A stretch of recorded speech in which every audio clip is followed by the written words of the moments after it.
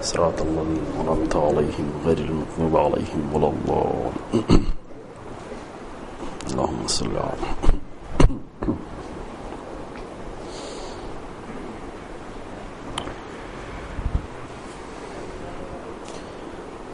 لا حول ولا قوة إلا بالله العلي العظيم أعوذ بالله من الشيطان اللعين الرجيم بسم الله الرحمن الرحيم الحمد لله على ما عرفنا من نفسه والهمنا من شكره وفتح لنا من أبواب العلم بربوبيته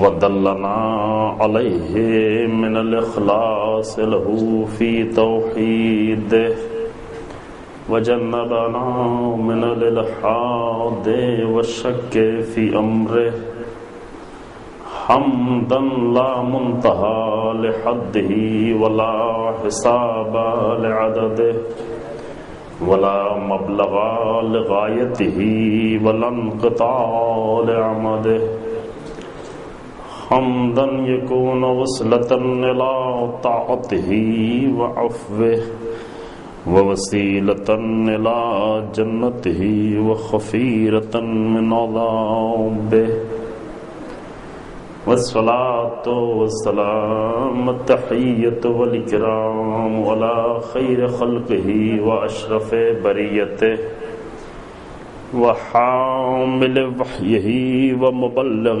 رسالاته سيد المرسلين خاتم النبيين أبي القاسم محمد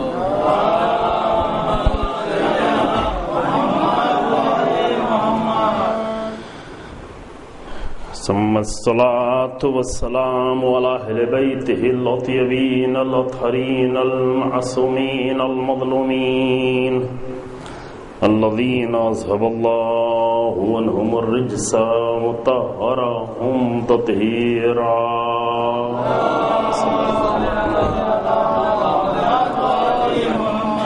ولعنة الدائمة الباقية على أعدائهم أجمعين أما بعد فقد قال الله تبارك وتعالى في كتابه الكريم بسم الله الرحمن الرحيم لقد كان لكم في رسول الله أسوة حسنة لمن كان يرجو الله واليوم الآخر وذكر الله كثيرا صلوات محمد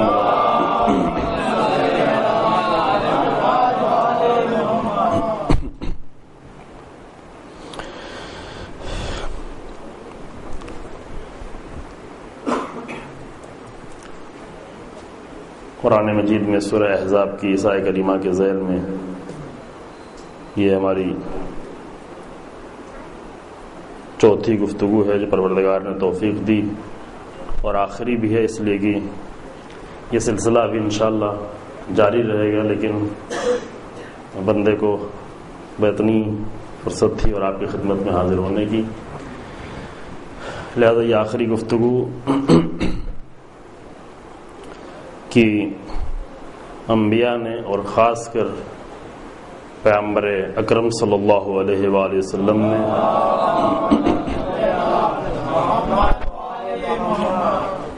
پوری بشریت کی اور انسانیت کی جو عظیم ترین خدمات انجام دی ہیں اور جو عظیم ترین کارنامہ ہے آپ کا، وہ 4 انقلاب میں خلاصہ ہوتا ہے۔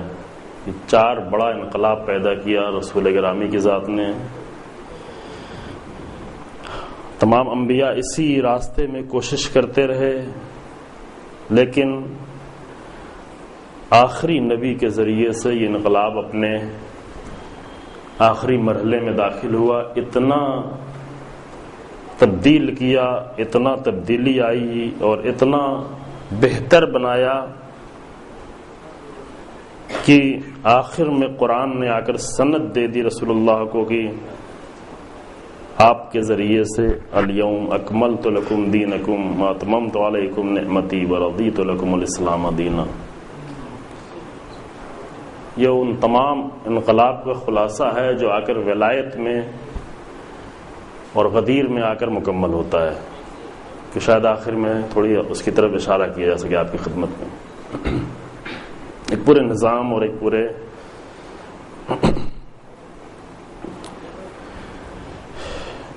انبیاء کی تحریک اور انبیاء کی کوششوں کا آخری نتیجہ کہ جہاں پر اتمام کی سند دے دی جائے اللہ کی طرف سے. کل آپ کے سامنے جو پیش کیا وہ یہ تھا کہ رسول اللہ نے جو پہلا بڑا اور عظیم انقلاب پیش کیا، انقلاب پیدا کیا، جو شروع تو ہوا تھا مدینے سے، مکے سے، لیکن پوری دنیا میں پھیل گیا وہ، اور مزید پھیلے گا. یعنی جیسے جیسے انسان بیدار ہوتا چلا گیا اور جیسے جیسے انسان میں شعور بڑھتا چلا گیا، یہ سلسلہ اور آگے بڑھتا چلا جائے گا. وہ تھا معرفت اور علم کا انقلاب. انسان آگاہ نہیں تھا. ممکن آپ کہیں کہ رسول اللہ نے بہرحال اتنا زیادہ علم، ظاہری طور پر اتنا زیادہ علم دینے کا موقع نہیں مل پایا رسول اللہ کو، کیونکہ فرصت کم تھی. 13 سال جو شروع کے مکے میں گزرے تو وہاں پر اس بات کا موقع ہی نہیں دیتے تھے کہ کہیں بیٹھا جائے، درس دیا جائے، گفتگو کی جائے. البتہ اس میں جو بیانات تھے. مدینے میں بھی آنے کے بعد اس قدر جنگوں کا ماحول تھا. آخر میں رسول اللہ کو فرصت ملی اور رسول اللہ نے اس میں، لیکن دیکھیں علم دینے کا 2 طریقہ ہوتا ہے. مثال کے طور پر ایک علم یہ ہے کہ علیکم السلام، ایک علم یہ ہے کہ جتنا علم ایک انسان کو چاہیے آپ اگر اسے پڑھائیں، اسے دیتے چلے جائیں اور وہ یاد کرتا جائے، علم حاصل کرتا چلا جائے. ایک طریقہ یہ کہ ایسے طریقے ان کو بتا دیے جائیں کہ وہ خود ہی علم حاصل کرنا شروع کر دیں. ان دونوں میں بہت فرق ہے. جیسے مثال دی جاتی کہ ایک بھوکا انسان بھوکا ہے، فقیر ہے، اور آپ نے اسے ایک مچھلی پکڑ کے اٹھا کر پکا کر دے دی کہ لو کھا لو تمہارا پیٹ بھر جائے. یہ ایک محاورے کا ترجمہ کر رہا ہوں. ایک طریقہ یہ ہے کہ اس کو کھانا دے دیا جائے، مچھلی اٹھا کے دے دی جائے. ایک طریقہ یہ ہے کہ اس کو ایسے وسائل دے دیے جائیں کہ وہ خود مچھلی مارنا سیکھ لے. دونوں میں بہت فرق ہے. آپ نے مچھلی نہیں دی بلکہ اس کو ایسا ذریعہ دے دیا، ایسا سکھا دیا کہ وہ خود ہی مارنا شروع کر دے. وہ جو مچھلی آپ نے دی اس کے ایک مرتبہ اس کا آپ نے پیٹ بھر دیا تھا، لیکن یہ مچھلی مارنے کا جو ذریعہ اسے دے دیا ہے، اب زندگی بھر وہ عزت سے اپنا پیٹ بھرتا رہے گا اور اپنے بچوں کا پیٹ بھرتا رہے گا. علم میں بھی یہی ہوتا ہے. علم یہ ہوتا ہے کہ کبھی انسان آ کر علم دے دے، فلاں علم فلاں علم فلاں علم.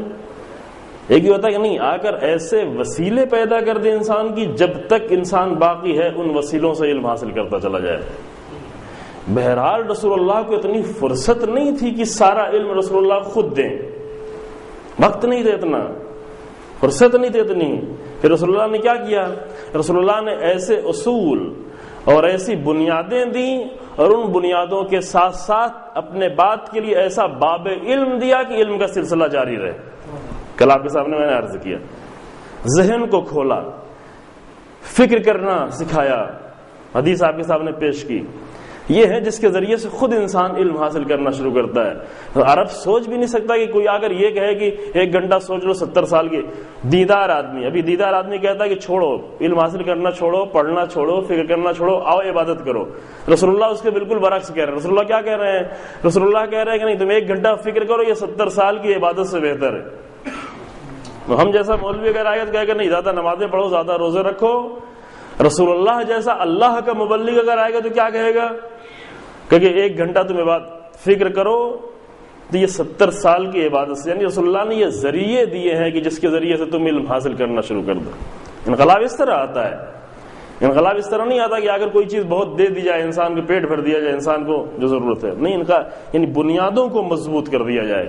یہ کام رسول اللہ صلی اللہ علیہ وسلم نے انجام دیا.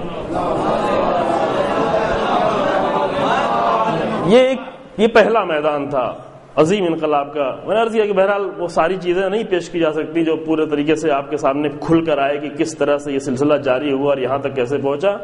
پھر اس حد تک اشارے میں کہ مزید آپ کو فکر کرنے کا موقع اور گنجائش ہو جائے، اور میں نے عرض کیا کہ مجھ سے بہتر کوئی آ کر آپ کی خدمت یہ باتیں پیش کر سکے، چونکہ ضرورت ان باتوں کے سمجھنے اور پیش کرنے کی. دوسرا میدان جس میں رسول اللہ نے آ کر ایک عظیم انقلاب قائم کیا وہ یہ معرفت کا باب تھا. یہ دروازہ ابھی فی الحال یہاں پر روکتے ہیں, یہ بند نہیں ہوا دروازہ. معرفت اور علم کا باب کہ رسول اللہ نے آ کر علم و معرفت کے دروازے پر ایک عظیم انقلاب. اور یہ جملہ آپ ہمیشہ یاد رکھیں کہ اللہ کی ذات سے آشنا, صرف اسی مطلب کو آ کر رسول اللہ بیان کر کے چلے جاتے, باقی کچھ نہ کرتے تو پوری انسانیت کے لیے اتنا ہی کافی تھا کہ ایک ایسا وسیلہ آیا بیچ میں جس نے عبد کو معبود سے متصل کر دیا, آشنا کر دیا. اتنا ہی کافی تھا, لیکن صرف اتنا نہیں کیا رسول اللہ نے, صحیح جگہوں پر پہچنوایا. لوگ رسول اللہ کے پاس آتے تھے, اتنا عظیم انسان, اتنے عظیم کردار دیکھ کر رسول اللہ کے نہایت احترام کرنا چاہتے, لیکن رسول اللہ اسے روکتے تھے. یہ ایک طریقہ تھا رسول اللہ کی, اپنی طرف نہیں لوگوں کو بلا رہے تھے, لوگ رسول اللہ کی طرف آنا چاہتے تھے, رسول اللہ اللہ کی طرف اس کا رخ کر دیتے تھے. اہل بیت کا انداز ہی یہ تھا کہ اگر لوگوں کا رخ ان کی طرف ہوتا تھا تو وہ ان کا رخ اپنی طرف نہیں آنے دیتے, فوراً اس کو موڑ دیتے تھے اللہ کی طرف. جو وسیلہ ہیں, وسیلہ بنتے ہیں, ذریعہ بنتے ہیں, اور جو ذریعہ نہ بن رہا ہو وہ کیا بنتا ہے؟ دو ہی ہے, یا تو انسان ذریعہ بنے اللہ کی طرف لے جانے کا, اگر اللہ کی طرف لے جانے کا ذریعہ نہیں بنتا تو کیا بنتا ہے؟ اللہ اور انسان کے بیچ میں آ کر حائل ہو جاتا ہے. اور ہر وہ چیز یا ہر وہ انسان جو اللہ اور انسان, عبد اور معبود کے درمیان میں آ کر حائل ہو جائے, اسی کو ٹرمنالوجی میں کہتے ہیں بت. بت یہ نہیں ہے بڑا بت جو پتھروں کا بنایا ہوا ہوتا ہے, اصلی بت وہ ہے کہ جو اللہ اور معبود کے درمیان میں آ کر حائل ہو جائے, رکاوٹ بن جائے, روکنے والا. یہ سب سے بڑا بت ہوتا ہے.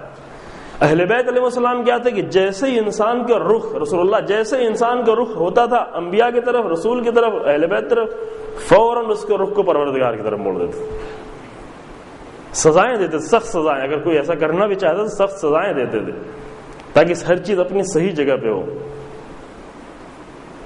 ایک واقعہ ہے جو بار بار پڑھتا ہوں.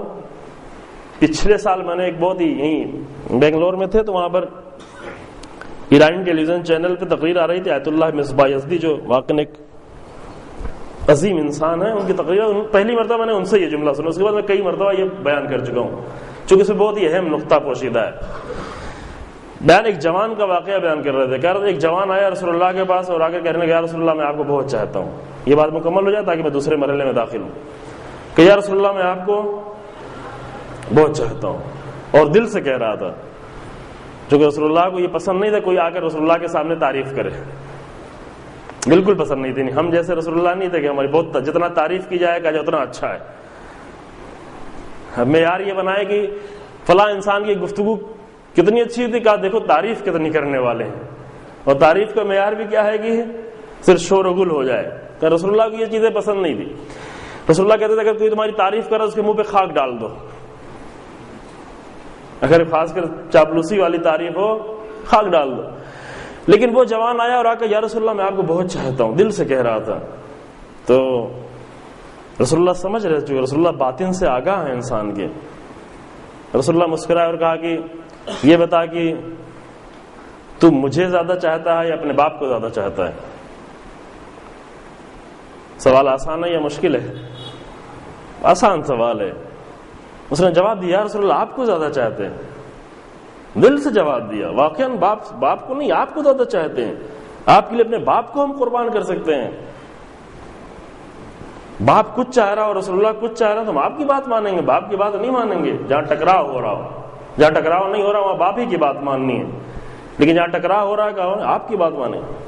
رسول اللہ نے تھوڑا اور سخت سوال کیا, کہ یہ بتا کہ تو مجھے زیادہ چاہتا ہے یا ماں کو زیادہ چاہتا ہے؟ اب ماں کا لفظ بہت ہی محترم ہوتا ہے. ماں اس کائنات میں ماں ایک بہت ہی عظیم کردار کا نام ہے, بہت عظیم نام ہے, واقعا بہت ہی عظیم نام ہے ماں. رسول اللہ نے کہا تو مجھے زیادہ چاہتا ہے کہ ماں کو زیادہ چاہتا ہے اپنی؟ کہ یا رسول اللہ آپ کو زیادہ چاہتا ہوں. اور پھر بھی دل سے کہہ رہا تھا کہ واقعا یا رسول اللہ میں آپ کو زیادہ چاہتا ہوں. پھر رسول اللہ نے اس کو کیا پوچھا سوال, کہ یہ بتا کہ تم مجھے زیادہ چاہتا ہے یا اللہ کو زیادہ چاہتا ہے؟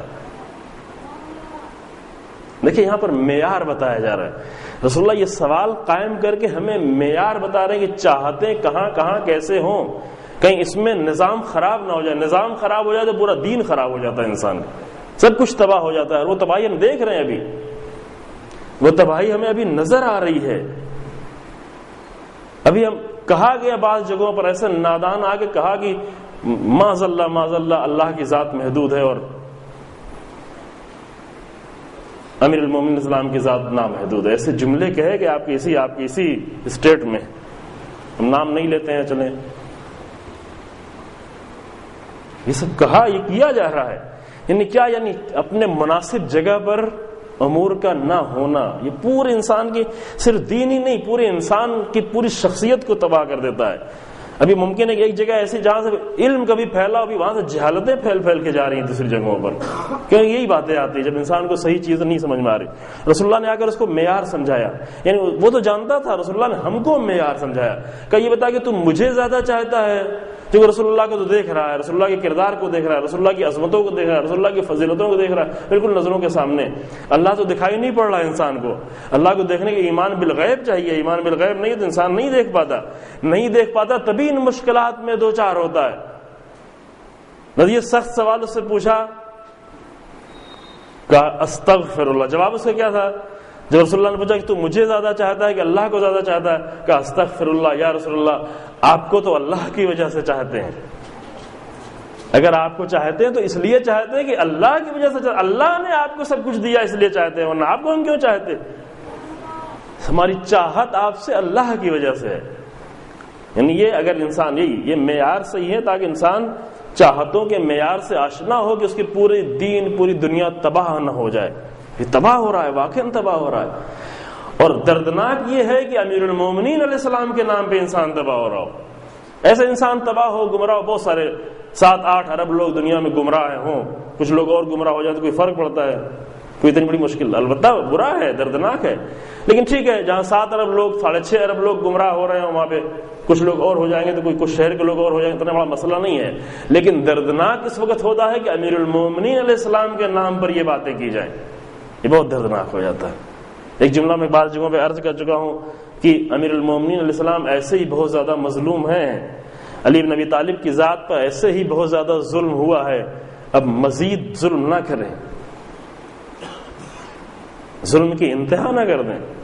کہ بعض ظلم کتنا ہی بڑا ہو, علی بن ابی طالب کو وہ گوارا ہے, وہ مشکل نہیں ہے, لیکن ایسا ظلم علی بن ابی طالب کو گوارا نہیں ہے جو ابھی جہالتوں میں یا نادانی کی بنیاد پہ کیا جا رہا ہے. تو جوان نے اگر بہت ہی اچھا سا جواب دیا, یا رسول اللہ آپ کو چاہتے ہیں تو اس لیے کہ اللہ نے آپ کو فضیلتیں دی, اللہ نے آپ کو کمالات دیا, اللہ نے آپ کو علم دیا, اللہ نے آپ کو رسالت دی, اللہ نے آپ کو نبوت دی. ساری چاہت آپ سے اس لیے ہے کہ اللہ نے آپ کو سب کچھ دیا ہے, لہذا ہے. جواب واضح ہو گیا. پھر رسول اللہ ایسی معرفت پہ رسول اللہ مسکراتے ہیں.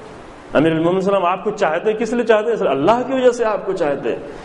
امام حسین علیہ السلام آپ کو چاہتے ہیں, کیوں چاہتے ہیں؟ اللہ نے یہ عطا کیا ہے آپ کو, کوثر عطا کیا. انا اعطیناک الکوثر, جو فرمایا کہ اے رسول میں نے آپ کو کوثر عطا کیا. کوثر کے معنی بہت زیادہ, کثیر یعنی زیادہ, قلیل یعنی کم, کثیر یعنی زیادہ, اور کوثر یعنی بہت زیادہ. اے رسول میں نے آپ کو بہت زیادہ عطا کیا ہے. بہت زیادہ کیا کیا عطا کیا ہے؟ نبوت, رسالت, امامت خود رسول اللہ امام ہے, اپنے وقت عظیم امام ہے. یہ جو ہم 12 امام کہتے ہیں اس کی وجہ یہ کہ رسول اللہ کے بعد 12 امام, غدیر سے 12 امام کا سلسلہ شروع ہوا ہے. یہ نہیں کہ خود رسول اللہ امام نہیں تھے, معاذ اللہ. ممکن ہے کبھی بعض لوگوں کے ذہن میں یہ کہ رسول اللہ امام, رسول اللہ نبی تو تھے اور رسول تو رسول اللہ امام نہیں تھے. کہتے جناب ابراہیم امام تھے لیکن رسول اللہ امام نہیں تھے. نہیں, یہ جہالت کی باتیں ہیں. رسول اللہ عظیم ترین امام ہے جنہوں نے آ کر امامت یعنی کہ جو انسان کچھ لوگوں کو لے کر ہدایت کرنا شروع کر دے وہ ہے ان کا امام. امام کے معنی ہوتے ہیں جو آگے آگے چل رہا ہو, پیچھے پیچھے کچھ لوگ اس کے چل رہے. رسول اللہ تاریخ کے عظیم ترین امام اس لیے ہیں کہ اگر تاریخ کے پوری حقائق کو رسول اللہ کے پیچھے, جتنی بھی حق ہے, جتنا بھی حق ہے وہ سب رسول اللہ کے پیچھے پیچھے, اس لیے امام ہے. تو کوثر دیا یعنی امامت دی, رسالت دی, نبوت دی, فضیلتیں دی, کمالات دیا, علم دیا, سب کچھ دیا. اور اسی کوثر میں ایک بہت بڑا مصداق جو اللہ نے رسول اللہ کو دیا وہ کیا ہے؟ وہ ایک ایسی خاندان ہے کہ جس سے یہ سب کچھ باقی رہنے والا ہے، اور اس خاندان کا مرکز جناب زہرا سلام اللہ علیہ کی ذات۔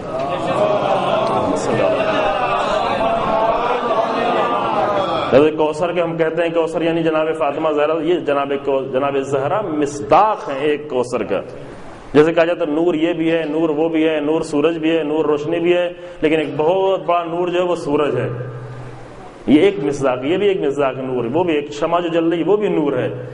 تو آیتوں کی جب تفسیر کی جاتی ہے کہ یہ آیت سے مراد فلاں امام علی علیہ السلام ہے، اس آیت سے مراد فلاں ہے، تو اس کا مطلب یہ نہیں کہ اس سے ہمارا کوئی تعلق ہی نہیں ہے، یہ مشکل ہے، اس سے ہمارا کوئی تعلق ہی نہیں۔ قرآن نے کہا کہ جو بھی ان الذین آمنوا وعملوا الصالحات سیجعل لهم الرحمن ودا، جو بھی ایمان اور عمل صالح اختیار، قرآن بڑے اصول بیان کرتا ہے، روایتوں میں مصداق بیان کیا گیا ہے۔ مصداق سے ماں کہتے ہیں یہ تفسیر، مصداق کو تفسیر سمجھنے لگتے ہیں پھر آیتیں محدود ہو جاتی ہیں۔ کہا کہ جو بھی ایمان اور عمل صالح رکھتا ہے اللہ لوگوں کے دلوں میں اس کی محبت ڈال دے۔ یہ قرآن نے پہلے دن بیان کیا تھا، یہ قانون قرآن نے بیان کیا۔ وہ اس کا سب سے بڑا مصداق کون ہے؟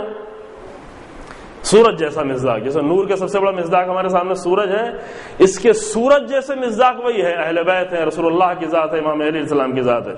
لیکن جو بھی انسان، قانون ہر جگہ ہے، جو بھی انسان ایمان اور عمل صالح اختیار کرنا شروع کر دے لوگوں کے دلوں میں اس کی محبت بھرنا، یعنی جہاں چاہے انسان اپنے کو چھوٹی سی شمع بنا لے، چھوٹی سی روشنی بنا لے، ٹھیک ہے سورج نہیں بن پایا تو تھوڑی سی روشنی بنا لے۔ تو کوثر یعنی یہ سب کچھ اللہ نے عطا کیا۔ خوب کوثر جس طریقے سے رسول اللہ کو عطا کیا، اس کا مطلب یہ نہیں کہ اللہ نے کہا کہ میں رسول کو تو کوثر عطا کر رہا ہوں لیکن اور دوسرے کے لیے کسی کے لیے کوثر نہیں ہے اور کسی کو کوثر نہیں عطا کروں نا۔ اللہ سب کو دینا چاہتا ہے کوثر، اللہ کے کوئی محدودیت نہیں ہے، اللہ کے کوئی کمی نہیں ہے، اللہ کے خزانے میں کمی نہیں ہے۔ دعائے افتتاح میں آپ ایک جملہ پڑھتے ہیں ماہ رمضان میں کہ ماں لا تزید کثرت العطاء الا جودا و کرما، اللہ جتنا دیتا جاتا ہے کسی چیز کی کمی نہیں ہوتی بلکہ اس کے کرم اور جود میں اور اضافہ ہوتا چلا جاتا ہے۔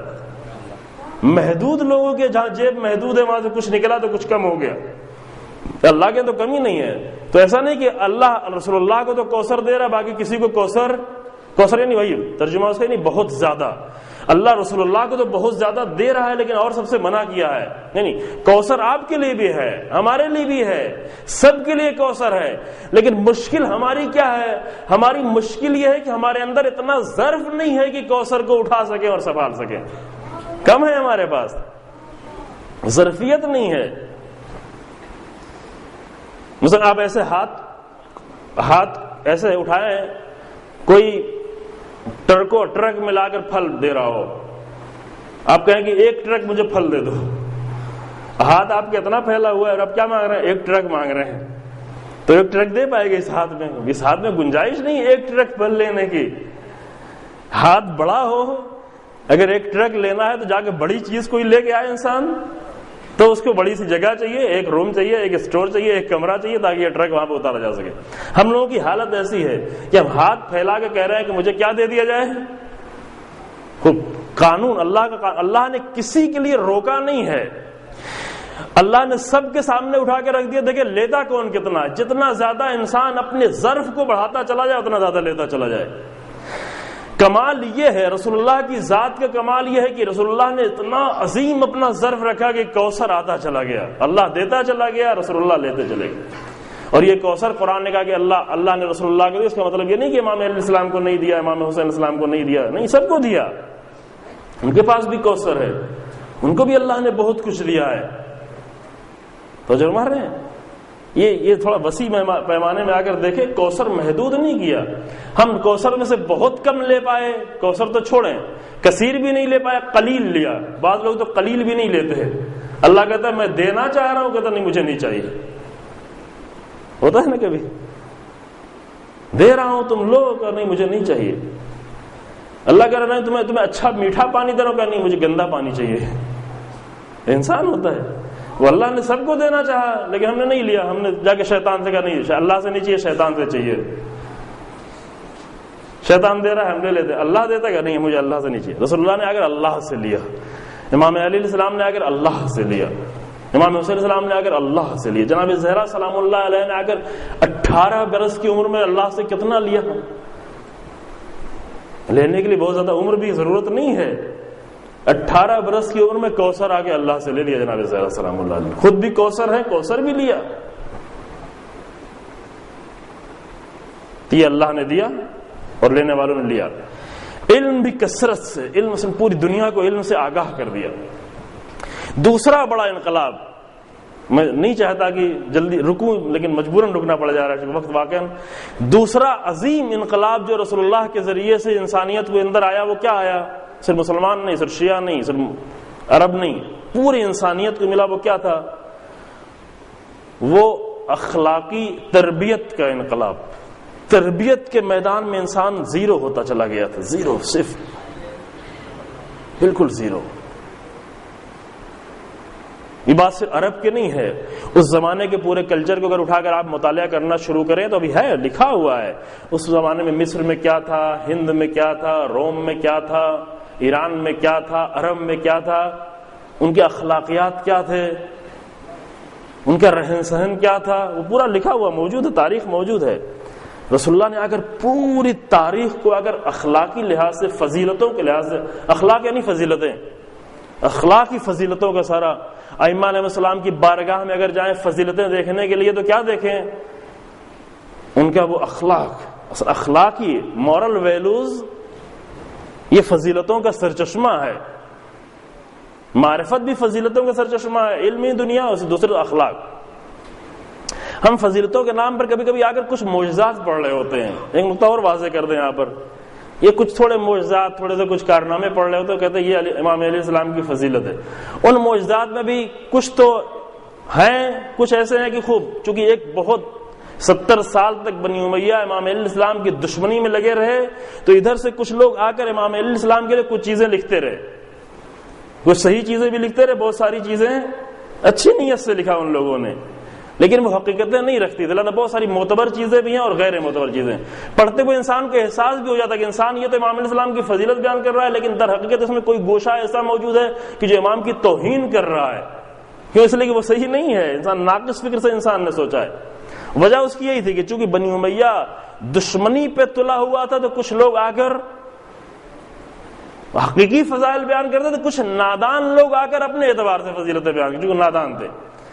لہذا معتبر اور غیر معتبر چیزیں اکٹھا کر کے ماں کہتے یہ امام علیہ السلام, یہ امام علیہ السلام یہ نہیں ہے. معجزات سے انسان کو نہیں پہچانا جاتا. معجزات, ایک جملہ آپ کے سامنے عرض کروں, معجزات کس لیے ہوتے تھے؟ ایک تو معجزات زیادہ نہیں دکھاتے تھے, بہت کم معجزہ دکھاتے تھے. حتیٰ رسول اللہ سے لوگ آ کر بہت بار بار معجزے کا تقاضا کر, قرآن کی آیتیں یہ موجود ہیں, قرآن کہتا نہیں ان کو معجزہ نہیں دکھاؤ, یہ نہیں مانیں گے, سمجھیں گے نہیں, یہ کافر نہیں. کبھی کبھی جب بہت زیادہ ضرورت پڑ جاتی تھی تو معجزہ دکھایا جاتا تھا, 2-4 معجزہ مثلا رسول اللہ کا جو معتبر موجود ہے. ایسے ہی امام علیہ السلام کے کچھ, یہ نہیں کہ جناب سلمان ہمیشہ معجزہ دیکھتے چلے جا رہے ہیں, امام علیہ السلام دکھاتے چلے ہیں. چونکہ ہم ایک ایسے کلچر میں زندگی گزار رہے ہیں کہ جہاں پر چمتکار بہت زیادہ دکھایا جاتا ہے, تو وہی چیزیں ہمارے اندر بھی اثر کرتی چلی جاتی ہیں, اور انہی جیسی چیزیں ہم بھی دکھانا شروع کر دیتے. نہیں, اس سے دین آگے نہیں بڑھتا, اس سے جہالتیں آگے بڑھتی ہیں. علی بن ابی طالب کو پہچانوانا ہے تو معرفت کے ذریعے سے, علم کے ذریعے سے, نہج البلاغہ کے ذریعے سے پہچانوانا جائے. ورنہ اگر چمتکار دکھائیں گے جیسے آپ دکھائیں گے, دوسرا آپ سے بڑھ کے دکھا دے گا. ہے یہ سب موجود دنیا میں, یہ نہیں ہے. معجزے کے قانون ہے. ایک ہمارے بزرگ ہیں ایران میں, ان کی بہت اچھی مثال کا معجزہ ایسے ہے جیسے جب ایک باڈی گارڈ ہوتا ہے, کوئی فوجی ہوتا ہے, کوئی انسان شہر کی حفاظت, اس کے پاس اسٹین گن ہوتی ہے, لیکن اسٹین گن میں گولیاں بھی موجود ہے, لیکن اس کو ذرا بھی شک ہو کسی کو گولی مار دے گا, یہ نہیں. اس کو گن موجود ہے لیکن چلا نہیں سکتا, چلانے کے لیے اوپر سے آرڈر چاہیے ہے, اوپر سے آرڈر آئے گا تب یہ چلے گا. معجزہ بھی ایسے ہی ہے کہ معجزہ بہت کچھ دکھا سکتے ہیں, چونکہ اتنی فضیلتیں ان کے اندر ہے کہ بہت کچھ دکھا سکتے ہیں, لیکن یہ نہیں کہ جہاں آئے معجزہ دکھاتے ہوئے آگے بڑھیں. چونکہ معجزوں سے جو لوگ سمجھتے آتے ہیں وہ جادو دیکھ کر چلے بھی جاتے ہیں. وہ دھوکہ کھا کر, سب سے بڑا نمونہ وہی جناب موسیٰ کے, جو انبیاء میں سب سے زیادہ معجزہ جناب موسیٰ نے دکھایا, مجبور تھے دکھانے کے لیے. قرآن میں سب سے زیادہ معجزہ کس کا ذکر؟ جناب موسیٰ کا. جناب موسیٰ نے اتنے سارے معجزے دکھائے, دریا بنایا, راستہ بنایا, پانی نکالا, یہ کیا, کھانا منگایا, سب کچھ کیا. اور یہ قوم جیسے ہی تھوڑا باہر نکلی, دریا سے نکل کے دیکھا کہ کچھ ایک قوم ہے جو بتوں کی پرستش کر رہی, آ کہتے اے موسیٰ مجھے ایسا خدا چاہیے. یہ کہ آپ کا خدا کون ہے جو دکھائی نہیں پڑتا؟ کہا اجعل لنا، قرآن کی آیت اجعل لنا الہا کما لہم آلہہ، اے موسیٰ ہمیں ایسا خدا چاہیے جو دکھ رہا ہو۔ یہ ایمان بالغیب کی مشکل صرف آج کی نہیں ہے، پہلے کی ہے کہ ہر چیز دکھنے والی چاہیے۔ جب تک دکھے نہیں ہمارے دل کو تسلی نہیں ہوتی، جب تک ہم دیکھ نہ لیں، جب تک چوم نہ لیں، جب تک وہاں نظروں سے دکھ نہ جائے، تب تک دل کو تسکین ہی نہیں ہوتی۔ تسکین کے لیے دکھنا چاہیے۔ یہ مشکل ایمان بالغیب کی ہے کہ ہر چیز دکھائی پڑے۔ لہذا وہ قوم جو معجزہ اتنا دیکھ چکی تھی، سامری نے آ کر ایک جادو دکھایا، سب کے سب واپس چلے گئے، ایک بھی نہیں بچا، صرف تنہا ہارون رہ گئے۔ تاریخ آپ نے سنی ہوگی، تاریخ بھی بہت کم بیان کی جاتی ہے، یہ قرآن کی یہ داستان تو سنی آپ نے نا۔ جناب موسیٰ 40 دن کے لیے کوہ طور پہ گئے، سامری نے آ کر بچڑا بنایا، بچڑے میں آواز نکالی، جادو یہ دکھایا، اور پوری قوم واپس ہو گئی، جناب ہارون تنہا رہ گئے۔ کیوں؟ اس لیے کہ وہ معجزے اور لالچ کی بنیاد پر آئے تھے جناب موسیٰ کے بعد۔ تو یہ نہیں کہ رسول اللہ ہمیشہ معجزہ کب دکھاتے تھے؟ رسول اللہ معجزہ ایک انتہائی مجبوری کی حالت میں دکھاتے تھے، وہ بھی کافروں کو دکھاتے تھے۔ معجزہ کافروں کے لیے ہوتا تھا، اور مومنوں کے لیے رسول اللہ کی کیا تھی؟ کافروں کے لیے معجزہ تھا، مومنوں کے لیے سیرت تھی۔ لقد کان لکم فی رسول اللہ اسوۃ حسنہ۔ ابھی معاملہ بالکل الٹ گیا ہے، ابھی ہم مومنوں کے سامنے معجزہ پیش کرتے ہیں، کافر لوگ رسول اللہ کی سیرت اپنا کے آگے بڑھتے چلے جا رہے ہیں۔ دیکھ لیں نمونہ، دیکھ لیں رسول اللہ کی سیرت بالکل الٹ گیا۔ رسول اللہ کی سیرت تھی تاکہ مومن اس کو اپنائیں، مومنوں کے لیے سیرت تھی، کافروں کے لیے معجزہ تھا۔ ہم نادانوں نے آ کر کیا کیا؟ مومنوں کے سامنے معجزہ پیش کرنا شروع کر دیا۔ یہ کافر نہیں، ان کو کیوں معجزہ سنا رہے ہو؟ ان کا تو ایمان مکمل ہے۔ ادھر دوسرے لوگوں نے کیا کیا؟ رسول اللہ کی سیرت اپنانا شروع کر، سچائی، امانت داری سے کام کرنا، امانت داری سے کوئی پروڈکشن کر رہے ہیں تو امانت داری سے کر رہے ہیں، دکان چلا رہے ہیں تو امانت داری سے کر رہے ہیں۔ نتیجہ کامیابی ہے۔ جو قانون اللہ کے کسی انسان کے لیے نہیں ہوتا، سب کے لیے ہوتا ہے۔ جو بھی اس سیرت کو اپناتا چلا جائے وہ کامیاب ہوتا چلا جائے گا۔ امام علیہ السلام کا ایک جملہ، بنا کہ نہج البلاغہ نہیں پڑھا جاتا، امام علیہ السلام کی آخری وصیت کا جملہ جو امام نے ہم کو بھی جس میں شامل کیا، امام نے ہمارا نام لیا وہاں پر، ہم سب کا باقاعدہ کہا کہ ومن بلغہ کتابی، جس تک بھی میری یہ وصیت پہنچے میں ان سب کو یہ وصیت کر رہا ہوں۔ بہت ہی عظیم جملہ ہے، دیکھیں امام وصیت کر رہا ہے۔ یہ نہیں کہ آپ کو ویسے بیٹے میں کہا کہ اوصیکما وجمیع ولدی واہلی ومن بلغہ کتابی، اے میرے دونوں بیٹے، میں تم دونوں کو وصیت کر رہا ہوں، اپنے تمام بیٹوں کو وصیت کر رہا ہوں، اپنے پورے خاندان کو وصیت کر رہا ہوں، اور آخر میں کہا کہ ہر اس کو وصیت کر رہا ہوں جس تک میری وصیت پہنچے۔ یعنی گویا آج امیر المومنین علیہ السلام ہمیں وصیت کر رہے ہیں۔ اگر ہم آج پڑھنا شروع کر دیں، آج وصیت کر رہے ہیں۔ وہ بہت ہی خوبصورت، بہت ہی عظیم وصیت وہ ہے، کبھی انشاءاللہ پڑھیں حتماً۔ اس وصیت میں بیچ میں ایک جملہ امام کیا فرماتے ہیں؟ فرماتے ہیں اللہ اللہ فی القرآن، بہت ہی خاص لہجہ ہے یہ امام کا، اللہ اللہ فی القرآن، قرآن کے بارے میں تمہیں اللہ کو یاد دلاتا ہوں، خبردار کرتا ہوں قرآن کے بارے میں۔ پھر کیا فرمایا؟ لا ایسا لگتا ہے جیسے آج کے امام علیہ السلام دیکھ رہے ہیں کہ لا یسبقکم بالعمل بہ غیرکم، دیکھو کہیں ایسا نہ ہو کہ قرآن پر عمل کر کے غیر تم سے آگے بڑھ جائے۔ دیکھ رہے ہیں آج کو، دیکھ رہے ہیں امام علیہ السلام، غیر تمہارا غیر قرآن پر عمل کر کے تم سے آگے بڑھ جائے۔ لا یسبقکم، سبقت کرنا یعنی کمپٹیشن کر کے آگے بڑھ جانا، سبقت نہ کر جائے، آگے نہ بڑھ جائے، بالعمل بہ، اس قرآن پر عمل کر کے، غیرکم، تمہارا غیر۔ وہ دیکھ رہا ہے انسان، بس کیا تھا؟ سیرت ہمارے لیے رکھی گئی تھی، یہ رسول اللہ نے کام کیا۔ رسول اللہ نے ایک عظیم انقلاب جو پیدا کیا وہ اپنی اخلاقی فضیلتوں کے ذریعے۔ سبھی ہمارے ہندوستان کی بزرگ ترین مشکلات میں سے کون سی مشکل ہے؟ اخلاقی مشکل ہے، خاص کر ہمارے درمیان میں اخلاقی مشکل عظیم مشکل ہے۔ گھر کے اندر، باہر کے اندر، حتیٰ گھروں میں، ہر جگہ پر ہر مشکل کی ایک وجہ جو ہماری اخلاقیات کی کمزوری، اخلاق یعنی وہی ایتھکس، یعنی مورل سائنس، یعنی مورل ویلیوز، اس میں اس قدر کمزور ہو جانا انسان کا، حتیٰ عوام ہی میں نہیں بلکہ ہم میں خود، ہمارے اندر مورل ویلیوز کی اتنی زیادہ کمی ہے کہ بہت ساری مشکلات کو ہم خود جنم دیتے ہیں، بہت ساری لڑائیوں کو، بہت سارے اختلافات کو، بہت ساری مشکلات کو۔ رسول اللہ نے آگر کیا کیا تھا؟ لیکن پھر سے اشارہ ہونا شروع ہو گیا، اور معذرت چاہتے ہوئے ایک ہی مرتبہ آپ پھر آگے آ جائیں تاکہ دوبارہ نہ کرنا پڑے. اللہم صلی علی محمد.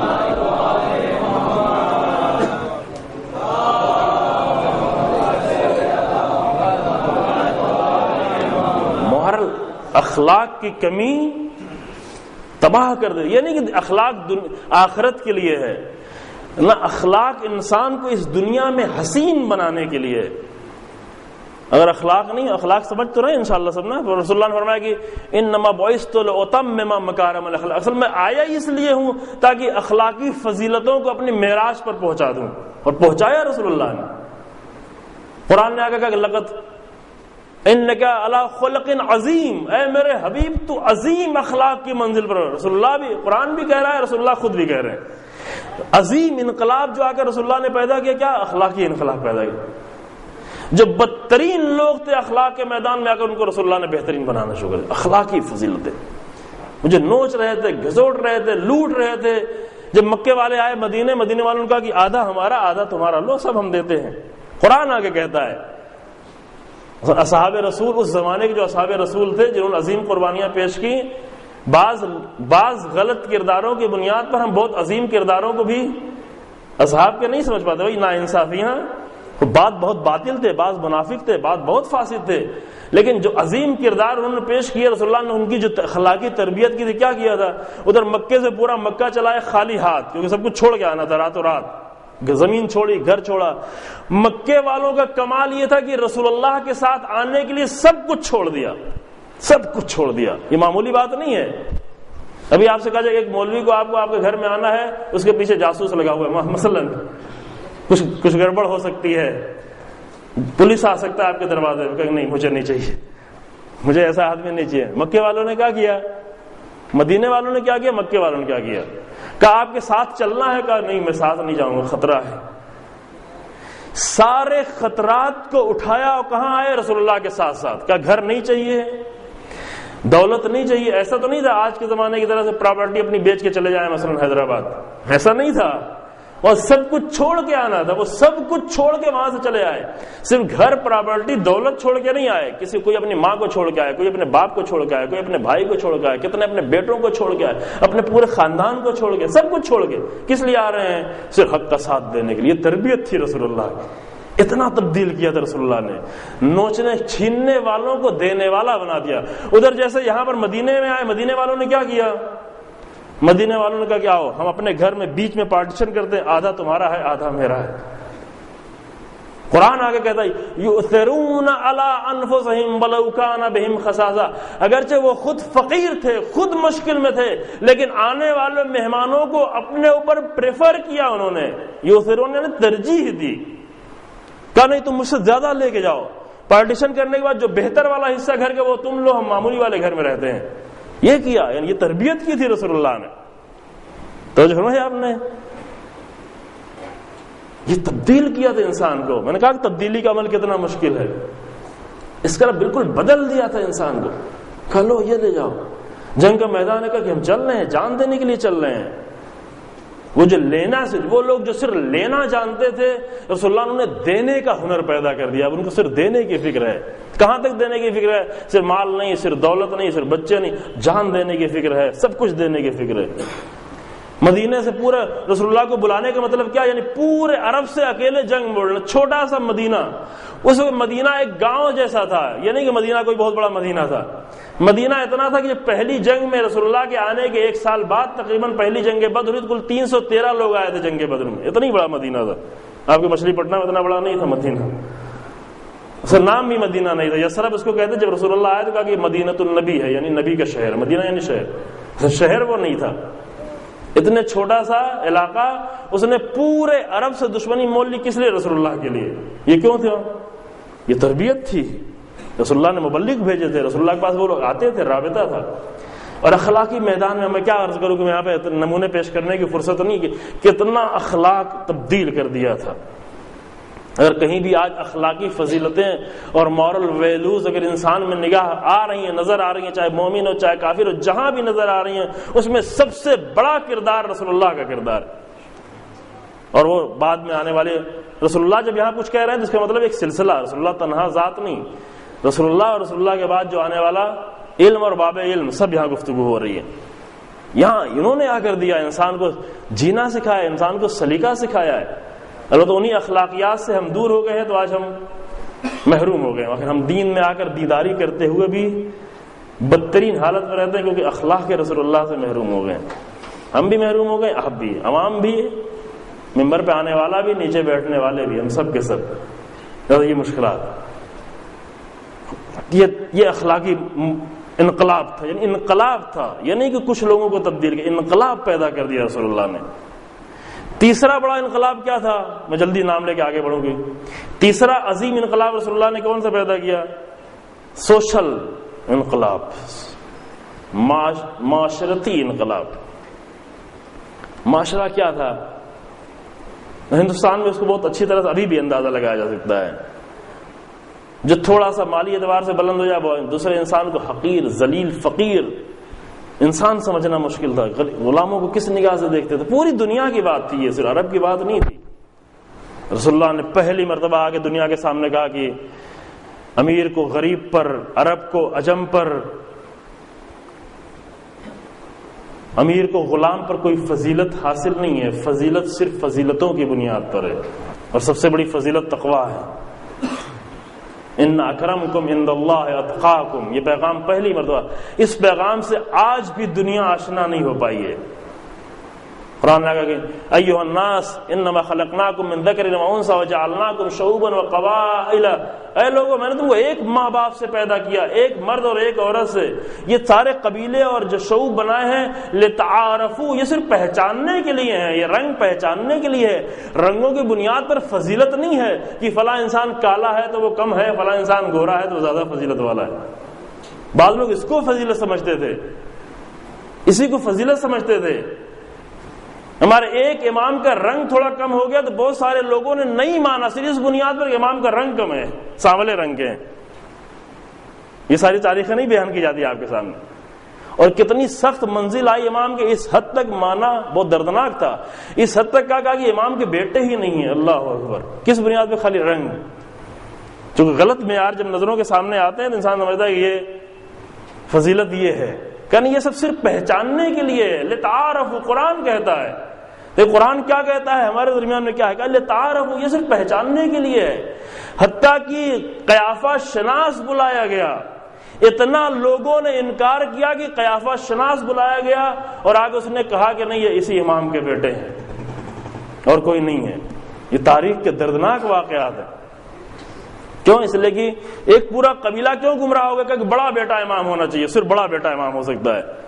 پورا اسماعیلی فرقہ جو بھی بنا ہوا ہے صرف اس بات پہ، اس بنیاد پر، اس غلط معیار کی بنیاد پہ کہ بڑا بیٹا امام ہونا چاہیے. خوب بڑے بیٹے حضرت اسماعیل تھے، چھوٹے بیٹے امام کاظم علیہ السلام تھے. اسماعیل کی وفات بھی ہو گئی، کہا نہیں چونکہ وہ بڑے بیٹے تھے لہذا امام انہی کو ہونا چاہیے. لہذا وہ فرقہ ابھی تک چل رہا ہے. کیوں؟ غلط معیاروں کی بنیاد پر. معیار یہ نہیں ہے، معیار رنگ نہیں ہے، معیار بڑا بیٹا ہونا نہیں ہے. معیار کیا ہے؟ فضیلتیں ہیں جو اہل بیت میں تھی. جن کے اندر فضیلت ہو جائے وہ امام. رسول اللہ نے آگے پہلی مرتبہ کہا کہ عرب کو عجم پر کوئی فضیلت نہیں ہے، صاحب زبان کو کسی دوسری زبان والوں پر کوئی فضیلت. یہ صرف کہا نہیں رسول اللہ نے. لوگ آرزو کرتے رہے کہ کاش کہ ہمیں اذان دینے کا موقع ملے، لیکن اذان وہ دیتا تھا جو کالا اور حبشے سے رہنے والا بلال. آرزو کرتے رہے، اعتراض بھی ضرور کرتے تھے کہ رسول اللہ ہم یہاں موجود ہیں، بلال اذان دے رہے ہیں. غلام کے بیٹے کو سپہ سالار بنا دیا، اسامہ زید کے بیٹے کو سپہ سالار بنا دیا. ہمیں سپہ سالار بنو. 19 سال کی، اس سے عمر بھی 19 سال کی تھی آخری وقت میں رسول اللہ نے. یہ واقعات چھوٹے چھوٹے نہیں ہیں، یہ اس انقلاب کا حصہ تھا جو رسول اللہ نے آ کر کیا. صرف کہا نہیں، یہ کر کے دکھایا. یہ 1400 سال پہلے کر کے دکھایا جو آج ہم کر نہیں پا رہے ہیں. آج ہمارے لیے کرنا بہت مشکل ہو رہا ہے، نہیں کر پا رہا ہے. آج مسلمان نہیں کر پا رہا، دوسرے کیا کریں گے؟ آج یہ کام مسلمان جو نہیں کر پا رہا، رسول اللہ نے 1400 سال پہلے یہ کر کے دکھایا کہ ارحنا یا بلال. کبھی کسی کو آواز نہیں دی کہ تم آؤ اذان دو. جب بھی رسول اللہ کا دل تنگ ہونے لگتا تھا، اللہ کی یاد بہت ستاتی تھی، لوگوں کی باتیں سن کے دل گھبراتا تھا، کہ ارحنا یا بلال، بلال آؤ مجھے راحت دو، مجھے سکون پہنچاؤ، آؤ اذان دو. ہمیشہ بلال کو آواز دیتے تھے. ایک معاشرے کے طور پر یعنی معاشرتی انقلاب پیدا کر دیا رسول اللہ نے، اجتماعی سوشل انقلاب. سوسائٹی میں جو کچھ تھا اگر سب رسول اللہ نے توڑ دیا. کہتے تھے کہ مدد کرنا ہے صرف قبیلے کی مدد کرنا، چاہے وہ ظالم ہی کیوں. عرب کا قانون یہ تھا کہ ہمارا قبیلہ ظالم ہی کیوں نہ ہو مدد اس کی جائے گی، دوسرا مظلوم ہی کیوں نہ ہو اس کی مدد نہیں کریں گے، صرف اپنے قبیلے کے. رسول اللہ نے اگر معیار توڑا، کہا نہیں مدد کرنا ہے مظلوم کی چاہے ظالم اپنا ہی قبیلہ کیوں نہ ہو. یہ معمولی قانون نہیں ہے. مدد صرف مظلوم کی ہوگی چاہے وہ دشمن ہی کیوں نہ ہو، اور لڑا جائے گا ظالم سے چاہے وہ اپنا ہی کیوں نہ ہو. اس طرح توڑا ہے، یعنی عرب کو بالکل تبدیل کر دیا. آج دنیا اسی کی پیاسی ہے. آج دنیا 1400 سال گزرنے کے بعد بھی اسی انقلاب کی پیاسی ہے. یہ انقلاب آئے تو بس اب چوتھے کا بھی جلدی سے نام لے کے آگے بڑھتے ہیں. یہ چھوٹی چیزیں نہیں، انشاءاللہ خدا خود توفیق دے گی ایک بہتر شکل میں، کتاب کی شکل میں، کسی شکل میں اس پورے مطلب کو مومنین کی خدمت میں پیش کیا جا سکے کہ کیا کارنامہ تھا انبیاء کا اور کیا کارنامہ ہے رسول اللہ صلی اللہ علیہ وسلم کی ذات کا. چوتھا عظیم انقلاب اور بڑا انقلاب جو رسول اللہ نے پیش کیا وہ سیاست کے اصولوں کو بدلا. سیاست ایک بہت بڑی دنیا ہے. سیاست کے لفظ پہلے ہی آتے ہیں ہم گھبرا جاتے ہیں. سیاست سیاست سیاست کیوں؟ اس لیے گھبراتے ہیں کہ سیاست کے نام پر اتنے گندے چہرے ہمارے سامنے آتے ہیں کہ سیاست یہی بہت گندی چیز ہے. وجہ یہ یعنی کبھی کبھی ایسا ہوتا ہے کہ بہت اچھے لفظ کو گندے لوگ استعمال کرنا شروع کرتے، وہ لفظ بھی گندا ہو جاتا ہے. لفظ میں کوئی گندگی نہیں ہوتی، گندی جگہ پر استعمال ہونا شروع ہو گیا ہے. جیسے آپ دیکھتے ہیں نا کہ جیسے جہاں غلاظتیں ہوتی گندی چیزیں اس کا نام تبدیل کرتے، کچھ دنوں پہ اس کا نام تبدیل کر دیتے جگہ جگہ الگ الگ علاقوں میں. کبھی کہتے ہیں واش روم، کبھی کہتے ہیں باتھ روم، کبھی کہتے ہیں فلاں فلاں. چونکہ گندی جگہ ہے وہاں سے جو لفظ متعلق ہو جاتا ہے کچھ دن گزرتے گزرتے وہ لفظ بھی گندا لگنے لگتا ہے تو دوسرا لفظ لے کے استعمال کرتے ہیں. کبھی حمام کہتے ہیں، کبھی یہ کہتے ہیں، کبھی وہ کہتے ہیں، کیونکہ لفظ میں اس کا اثر آنا شروع ہو جاتا ہے. عشق اتنا عظیم لفظ ہے. امام علی علیہ السلام جب میدان صفین کی طرف جا رہے تو کربلا کی زمین سے گزرے، وہاں پہ ٹھہرے، کہا ہاں ہونا مسار العشاق، یہاں عاشقوں کے گرنے کی جگہ ہے، پچھاڑے کھا کھا کر، زخمی ہو کر. اتنا عظیم جگہ، اتنا عظیم. لیکن جب گندے لوگوں نے آ کر یہ لفظ استعمال کرنا شروع کر دیا، گندی جگہ پر استعمال کرنا شروع کر دیا، آج یہ لفظ ہی گندا ہو گیا جبکہ عظیم لفظ تھا. ویسے سیاست کا لفظ، سیاست بہت ہی عظیم لفظ. سیاست یعنی کیا؟ یعنی انسانوں کی اس طرح تدبیر کرنا کہ ان کو بہتر بنائے، علمی اعتبار سے، دینی اعتبار سے، ہر اعتبار سے بہتر کرنے کی تدبیر. یہ ہے سیاست. کہ اہل بیت علیہ السلام کی ایک صفت کیا ہے، جو یہ جملہ بار بار عرض کرتا ہوں کہ زیارت جامع کبیرہ جو اہل بیت کی پہچان اور معرفت کی بہترین، اگر اہل بیت کو ایک ساتھ پہچاننا ہے تو جا کر زیارت جامع کبیرہ پڑھے. امام علی نقی علیہ الصلوۃ والسلام کی یہ زیارت بڑی ہے تھوڑا. اللہم صلی علی محمد و علی. اہل بیت کی معرفت کا سب سے بڑا خزانہ اگر کسی ایک جگہ موجود ہے تو زیارت جامع کبیرہ ہے. پوچھنے والوں نے پوچھا کہ میں کیسے آپ کو یاد کروں؟ کہا اس طریقے سے یاد کرو. اس زیارت جامع کبیرہ میں ابتدا ہی میں پہلے دوسری تیسرے صفحے پر اہل بیت علیہ السلام کی ایک صفت جو امام نے بیان کی، کہا کہ سیاست العباد، وہ بندوں کی سیاست کرنے والے ہیں. سیاست یعنی کیا ہے؟ یعنی ایسی تدبیر کرنا کہ ان کو ہر میدان میں بلند کر سکے، بہتر کر سکے. سیاست یعنی ظلم کے مقابلے میں جنگ کرنا، ہر طرح کی برائیوں کا خاتمہ کرنا. سیاست کا کام یہ ہوتا ہے. ابھی چونکہ سیاست والوں نے آ کر اپنا پیٹ بھرنا شروع کر دیا، سیاست کا نام ملا، ہم سمجھ سیاست یعنی یہ. رسول اللہ نے آ کر سیاست کی دنیا میں ایک ایسا انقلاب پیدا کیا، بالکل وہی جیسے سارے انقلاب آئے تھے، علمی انقلاب، تربیتی انقلاب، معاشرتی انقلاب. اسی طریقے سے سیاست کی دنیا میں رسول اللہ نے کیا انقلاب کیا؟ بالکل سیاست کے اصولوں کو آ کر تبدیل کر دیا. سیاست جہاں جیسے پہلے بھی تھی اور ابھی بھی ہے کہ خود کو بہتر بنانے کے لیے، خود کو عزت دینے کے لیے، خود کو محترم کرنے کے لیے رسول اللہ نے آ کر نہیں، سیاست فقط انسانوں کی خدمت کے لیے، فقط انسانی خدمت کے لیے سیاست، انسانوں کی خدمت. انتہائی سادگی. سب یہ ساری لفظیں ہیں، اس کے لیے وقت نہیں ہے کہ کس طرح سادگی کے ساتھ انسان آ کے گھبراتا تھا رسول اللہ کے سامنے، رسول اللہ کے تسکین دیتے تھے، تسلی دیتے تھے. امیر المومنین السلام شہر انبار کے معائنہ کرنے کے لیے گئے لوگ آ کر جھک جھک کے امیر المومنین السلام کے احترام کرنے لگے خاص انداز سے جو وہاں کرتے تھے. امام نے ان کو ڈانٹا اور بنا کہ تم اس طریقے سے میرا احترام نہیں کرو، کیونکہ تمہارے اس احترام سے تمہارے بزرگوں میں کوئی تبدیلی نہیں آئے گی، تمہارے اس احترام سے مجھے کوئی فائدہ نہیں ہوگا لیکن تمہارا نقصان ہو جائے گا. اس طرح جھکنا، اس طرح سجدے کرنے کا، اس میں تمہارا نقصان ہے لیکن میرا کوئی فائدہ نہیں. روکا امام نے اس سے. آ کر رسول اللہ کے سامنے اگر کوئی آ کر احترام کرنا چاہے روکتے تو اس کو سینے سے لگا. کوئی جھکنا چاہے، ایک مرتبہ جناب سلمان پیروں پہ گرنا چاہا، ابن مسعود کی یہ روایت ہے، پیروں پہ گرنا چاہا رسول اللہ نے ان کو کہا یہ نہیں کرو. ایرانی، چونکہ ایرانی تھے جناب سلمان، اس رسم کے مطابق پیروں پہ گرنا چاہا، روکا نہیں، یہ نہیں کرو، کہ ہم بھی اللہ کے بندوں میں سے ایک بندے ہیں، جو تم کھاتے ہو وہی ہم کھاتے ہیں، جہاں تم بیٹھتے ہو وہیں ہم بیٹھتے ہیں. رسول اللہ جب لوگوں کے درمیان میں بیٹھتے تو یہ نہیں کہ کوئی خاص جگہ تھی، کوئی بلند جگہ تھی یا کوئی خاص مکان تھا، کچھ فرش بچھا تھا، کوئی چیز رکھی ہوئی تھی وہاں رسول اللہ نہیں. لوگوں میں آ کر اس طرح بیٹھ جاتے تھے کہ نیا انسان آئے تو پہچان نہیں پائے.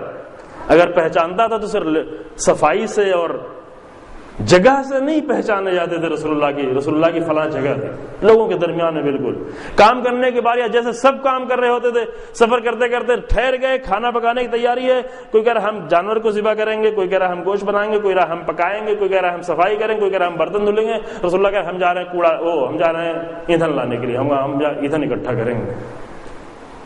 یہ اصول نہیں، یہ واقعات نہیں ہیں. ایسے انقلاب آتا ہے. ایک شخص آیا دور سے رسول اللہ سے ملنے کے لیے، بات کر رہا ہے، لرزتا جا رہا ہے، کانپتا جا رہا ہے. رسول اللہ اٹھے اور ان کو اپنے سینے سے لگا کر تیزی سے سینے سے لگایا. یعنی کہ اس طرح سینے سے لگانا کہ انسان کو لگے کہ جیسے بھاگنا چاہتا ہے.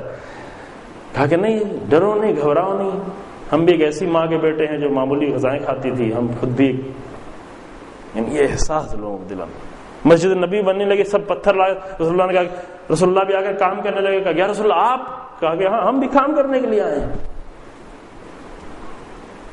کام کر کے آگے بڑھے. جنگ سے واپس پلٹے، لوگ آئے استقبال کرنے کے لیے. ایک بوڑھا انسان جس کا نام سعد انصاری تھا، وہ آیا اور رسول اللہ کا ہاتھ ملایا. اس کا ہاتھ بہت سخت ہو رہا تھا، بہت زیادہ کام کرنے کی وجہ سے جگہ جگہ پھٹ گیا تھا، ہاتھ بہت سخت ہوا. رسول اللہ نے کہا تمہارا ہاتھ بہت سخت ہے.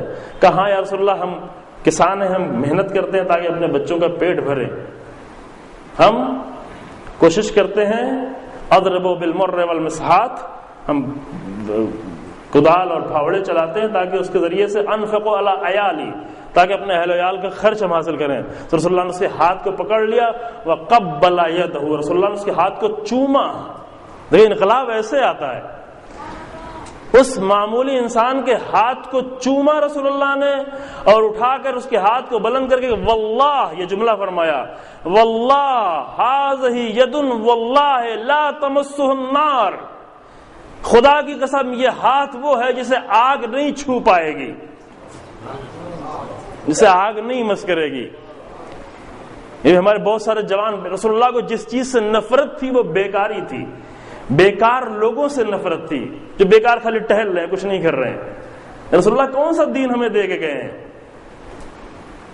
کبھی فرصت ہو گفتگو کی جائے اس موضوع پر کہ امام رسول اللہ کی پسند کیا تھی اور رسول اللہ کی ناپسند کیا چیزیں تھیں.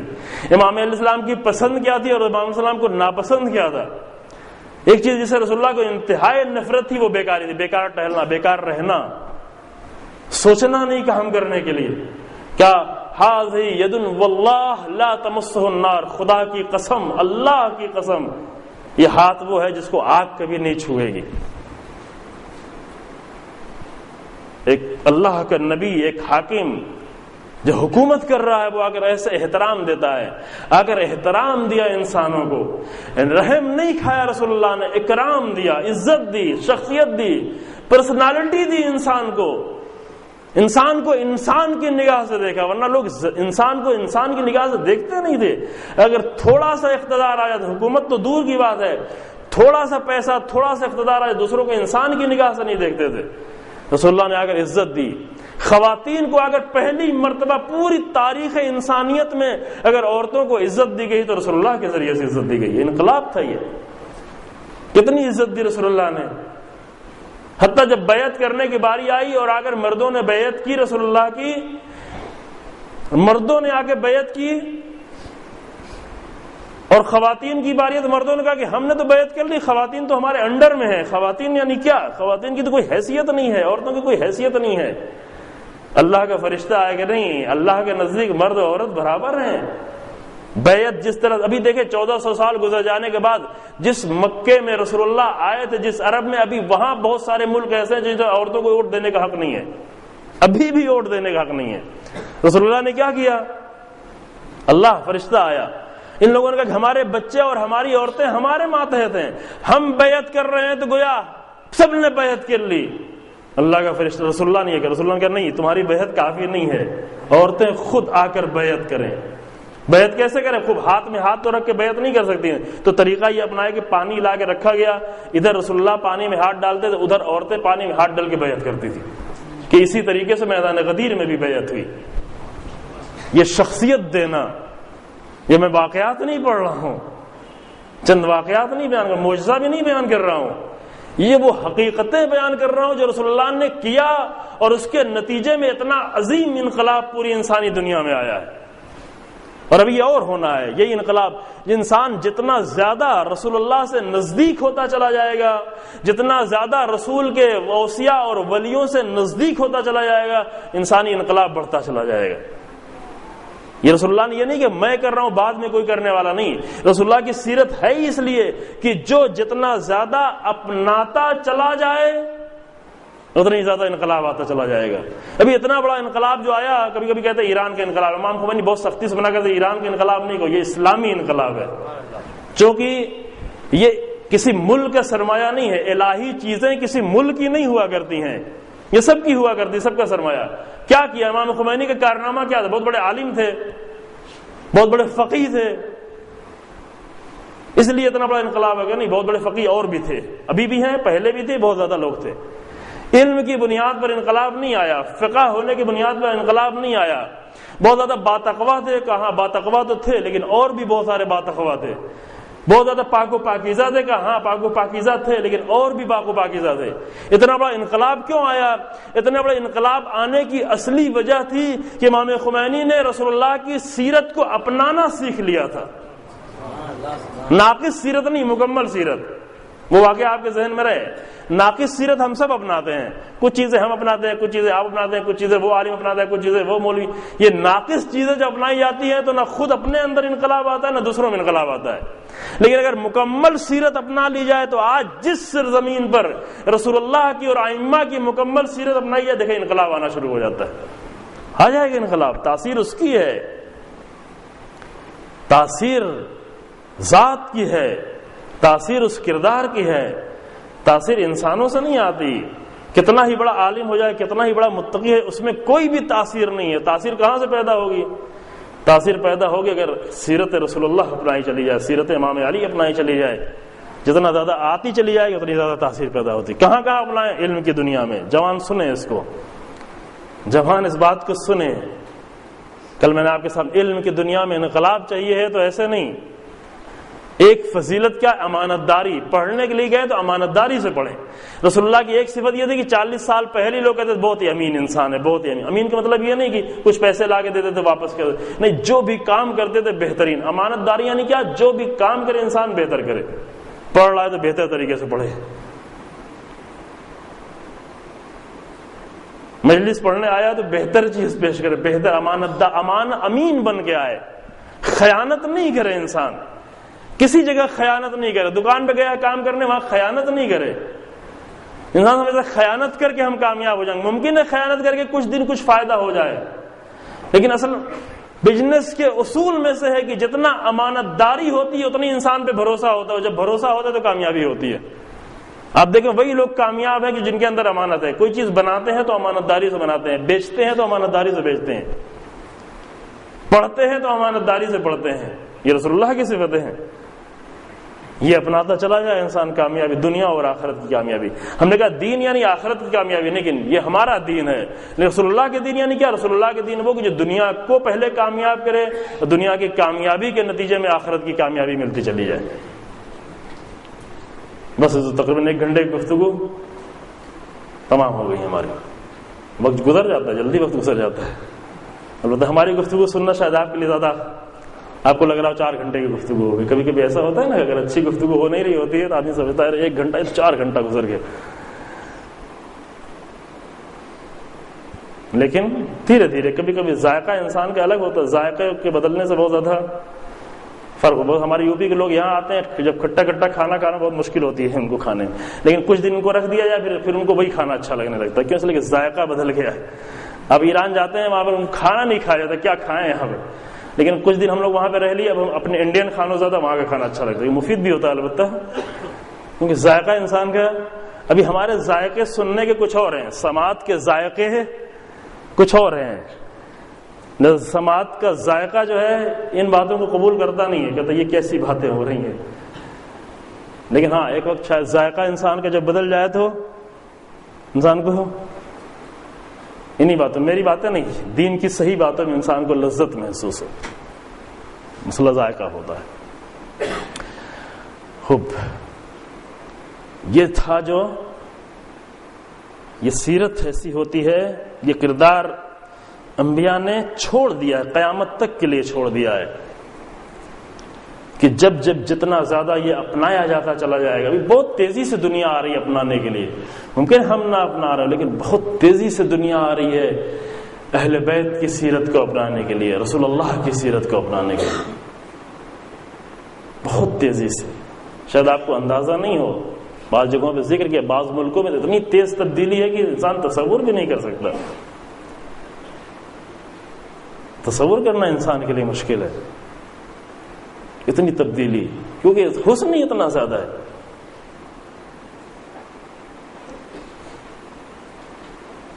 خوشبو ہی اتنی زیادہ اس میں ہے کہ انسان تیزی سے آ رہا ہے۔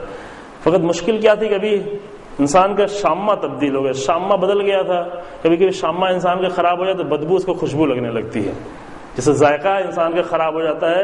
بچے کو جب پہلی مرتبہ مرچ کھلائیں اتنی زیادہ تو پریشان ہو جاتا ہے، لیکن کچھ دنوں بعد پھر مرچ ہی ڈھونڈ رہا ہوتا ہے۔ پہلی مرتبہ سگریٹ پلائیں تو اس کو الٹیاں آنا شروع ہوتی ہیں، لیکن کچھ دن بعد وہ روزہ رکھتا ہے تو اس آرزو میں افطار کے کہ ابھی شام ہوگی تو سگریٹ پینا ہے، اس لیے کہ تبدیل ہو گیا ہے، ذائقہ تبدیل ہو گیا ہے، ہوتا ہے نا یہ۔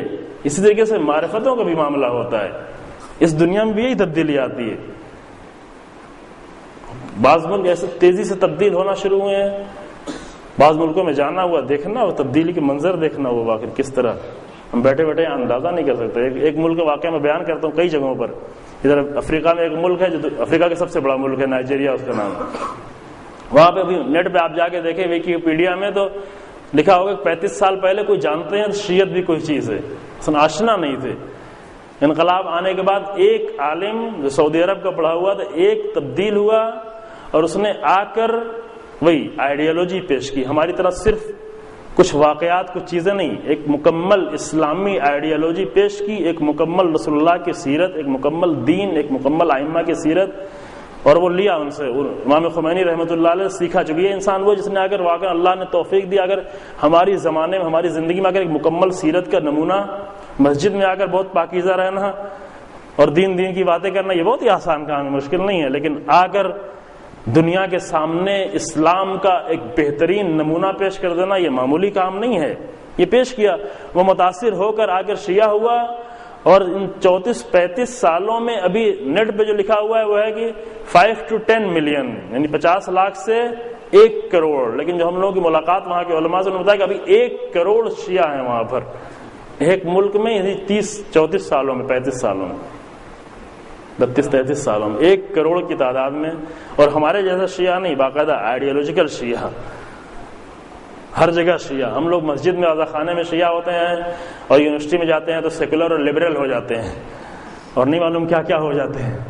ہماری خواتین گھر کے اندر عزا خانے میں آتا تو حجاب آ کے لگا لیتی ہیں، یونیورسٹی کے گیٹ پہ آتی ہیں تو سب اٹھا کے پھینک دیتی ہیں۔ یہ کیونکہ آئیڈیالوجیکل نہیں ہے، یہ مسجد میں صرف مسلمان ہے، لیکن وہ جو ہوتے ہیں وہ مکمل آئیڈیالوجیکل جو ہوتے ہیں، تو آئیڈیالوجی والے جو شیعہ ہوتے ہیں وہ ہر جگہ ایک جیسے ہوتے ہیں، ان کی لاجک تبدیل نہیں ہوا کرتی، یعنی کہ امباڑے میں لاجک کچھ اور ہے، گھر میں لاجک کچھ اور ہے، اور بازار میں لاجک کچھ اور ہے، یونیورسٹی میں لاجک کچھ اور ہے، وہ نہیں بدلتے۔ لبنان میں حزب اللہ کے جوان وہ آئیڈیالوجیکل شیعہ ہیں، لہذا پوری شیعت کی عزت بن گئے۔ وہ لاکھ کی تعداد میں بھی نہیں ہے، ہم کروڑوں کی تعداد میں ہیں، ہم اسلام اور شیعت کی ذلت کا سبب بن جاتے ہیں، وہ پورے اسلام اور شیعت کی عزت کا سبب بنے ہوئے ہیں۔ کیوں؟ اس لیے کہ آئیڈیالوجیکل شیعہ بنے ہوئے ہیں، ہر جگہ شیعہ ہیں۔ جہاں بھی ہوتے ہیں. بیروت بہت ہی گندا ماحول ہے. بیروت میں کرسچن بہت زیادہ ہیں, وہ بھی یورپ سے ملے ہوئے لوگ ہیں, یورپ سے بہت نزدیک ہے, یورپ کا پورا کلچر ہے. لیکن اسی کلچر میں اگر ایک حزب اللہ کے جوان کو دیکھتا ہے انسان کہتا ہے ہاں اس زمانے میں بھی ایسے انسان, یعنی کہ بور مسجد میں نظر آتا نہیں, ہر میدان میں, علم کے میدان میں, سیاست کے میدان میں, اقتصاد کے میدان میں. ابھی اتنے بڑے ملک, ہندوستان جیسے ملک, تھوڑی سی لڑائی ہوتی ہے تو سب سے پیسہ مانگنا شروع کر دیتے ہیں, پیسہ بچانا. اس نے اتنی بڑی جنگ لڑی تھوڑے سے لوگوں نے, اور جنگ کے فوراً بعد سب کو $10,000 دیا کہ تم اپنے گھر بنا لو. یعنی خالی دین کی باتیں کرتے ہیں. آئیڈیالوجی جب آ جاتی ہے تو مکمل دین اگر آتا ہے تو ایسا ہوتا ہے, ہر میدان میں کامیابی عطا کرتا ہے. اور ہمارے جوانوں کو یہ سیکھنے کی ضرورت ہے. اس پہ دین کے نام پر پھر احساس حقارت نہیں ہوگا. ابھی ہمارے پاس جو دین ہے, ہمارے جوانوں کے پاس جو دین ہے, ہماری خواتین کے پاس جو دین ہے, چونکہ وہی ہاتھی والا دین ہے کہ کبھی یہ دیکھا کبھی وہ دیکھا, جو کل مثال دی, لہذا ہم جب دوسروں کے سامنے جاتے ہیں ہمیں احساس حقارت ہونے لگتا ہے, حقیر محسوس کرنے لگتے ہیں. لیکن اگر مکمل دین ہم لے کے جائیں تو دنیا میں کہیں بھی جائے تو انسان کو احساس حقارت نہیں ہوتا. کم ہونے کے باوجود بھی تحقیر کا احساس نہیں ہوتا. خوب یہ درس دیا ہے, یہ رسول اللہ نے درس دیا ہے, یہ درس کربلا والوں نے دیا ہے, یہ ہنر سکھایا ہے, یہ زندگی کا ہنر سکھایا ہے. کربلا والوں نے بہت ہی عظیم ہنر سکھایا ہے. کربلا والوں نے عظیم انسان, کربلا میں وہ لوگ نہیں آئے تھے کہ جو بہت زیادہ عبادتیں کرنا تو جانتے ہیں لیکن انہیں اور کچھ نہیں آتا. نہیں, کربلا میں آئے تھے بہت ہی پورے ایک مکمل دین کو مکمل امام کی اطاعت کے ساتھ بہت ہی سمجھ کر, بہت ہی سوچ کر. دھوکے سے نہیں بلایا گیا تھا, دھوکے سے نہیں روکا گیا تھا, باقاعدہ پورے شعور کے ساتھ انہیں روکا گیا تھا, اس کے ساتھ رکے ہوئے تھے, مکمل دین کے ساتھ رکے ہوئے تھے. ہمیں وقت نہیں ہے کہ کربلا یہ ہے, کربلا کے دو چہرے ہیں. کربلا کا ایک چہرہ جہاں پر خالی یہ دیکھا جاتا ہے کہ شمر نے کیا کیا, یزید نے کیا کیا, حرملہ نے کیا کیا, قولی نے کیا کیا, عمر صاحب نے کیا کیا. یہ چہرہ ہم نے زیادہ دیکھا ہے. یہ بھی ضروری ہے, یہ رونے کے لیے ہے, یہ مظالم کی, یہ مظلوم ہے. یہ کربلا کا ایک چہرہ ہے. لیکن ابھی ہم یہ بہت کم دیکھ پائے ہیں کہ حسین ابن علی نے کیا کیا, ابوالفضل عباس نے کیا کیا, حبیب بن مظاہر نے کیا کیا, حریم نے کیا کیا, زہیر نے کیا کیا. ابھی یہ نہیں دیکھا ہے. کربلا کی عظمتوں کا چہرہ, کربلا کی حسن کا چہرہ, کربلا کی فضیلتوں کا چہرہ ہمارے سامنے کھولا ہی نہیں گیا ہے. کربلا کی کتاب کا یہ ورق ابھی بند ہے ہمارے لیے. کربلا میں زینب بنت علی نے کیا کیا ہے, کربلا میں ایک نئی مسلمان ہوئی ماں نے کیا کیا ہے. یہ صرف مصائب کے لیے نہیں ہے کہ آخر میں چند جملے مصائب کے پڑھ دی جائے. کربلا آئے, پوری گفتگو ہو کربلا پر. ہم صرف حرملہ کا کردار نہیں پیش کریں, ہم صرف خولی و برسات کو نہیں دکھائیں کہ انہوں نے ظالموں نے یہ ظلم ڈھایا. ہم یہ بھی تو دیکھیں کہ ان ظالموں کے ظلم کے مقابلے میں کربلا والوں نے کیا کیا ہے. کتنا عظیم چہرہ پیش کیا ہے, کتنا حسین چہرہ پیش کیا ہے. جب عمر صاحب نے ابن زیاد نے کہا, کربلا ابن زیاد نے کوفے کے دربار میں کہا کہ زینب تم نے کیا دیکھا, کہ ما رأیت الا جمیلہ, ہم نے کربلا میں صرف حسن و جمال دیکھا اور کچھ نہیں دیکھا. جناب زینب کا کلمہ ہے, ما رأیت الا جمیلہ. کربلا ہمیں صرف حسن نظر آیا, جمال نظر آیا.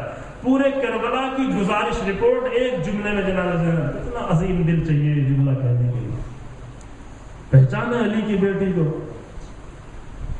کربلا کا ہر منظر ہمارے لیے حسین تھا, کربلا کا ہر منظر بہت دردناک تھا, لیکن ہر منظر حسین تھا. کہ یہ دونوں چیزیں ہو سکتی ہیں, جمع ہو سکتی ہیں, ہاں جمع ہو سکتی ہیں. کربلا میں جمع ہوئی ساری چیزیں.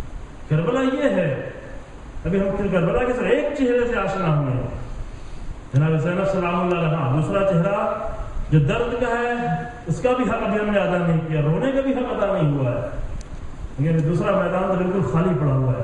کربلا کی عظمتوں اور فضیلتوں سے اگر ہمیں آگاہ کر دیا جائے تو ہمارے جوان یہ نہیں ہوں گے, کیونکہ وہ چہرہ ہی ہمارے سامنے بھی نہیں کھولا گیا ہے. کوئی اگر کھولے اس چہرے کو, کوئی اگر پورے اشرے میں پورے دن 10 دن پوری گفتگو کرے کہ کربلا کیا ہے. آخر مسائل میں صرف نہیں پڑے کربلا کیا ہے, پورے 2 مہینہ 8 دن بتایا کہ کربلا کیا ہے, صرف آخر کے مسائل میں نہیں کربلا کیا ہے. تو پھر ہمیں سمجھ میں آتا ہے کہ واقعی کربلا کتنی عظیم ہے, کربلا میں کتنی فضیلتیں ہیں.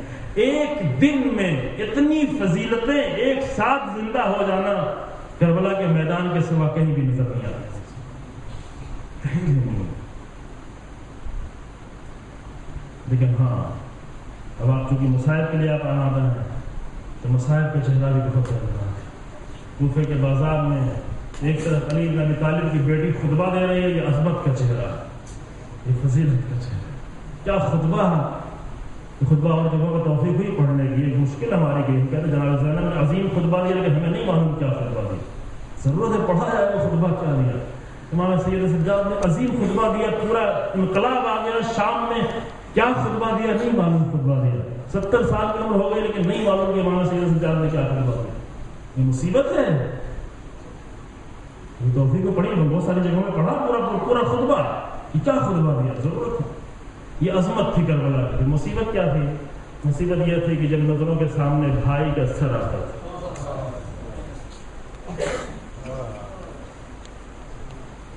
چند جملے آپ کے سامنے پڑھوں آیات۔ بازار میں جب بیویوں کے سامنے بھائی کا کٹا ہوا سر آتا تھا،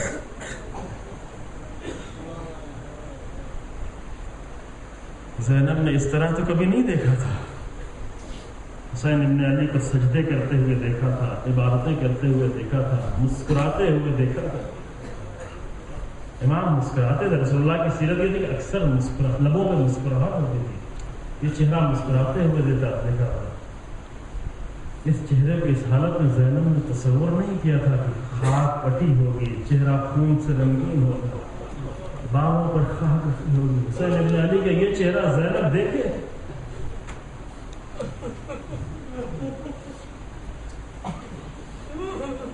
کیسے دیکھے زینب، اور بار بار یہ چہرہ نظروں کے سامنے آیا۔